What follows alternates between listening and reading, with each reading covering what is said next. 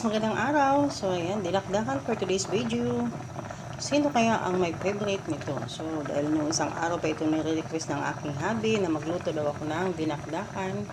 So ayan guys, pakukuluan nga lang natin dito yung panganang baboy. Gumamit nga pala tayo dito guys ng panganang baboy.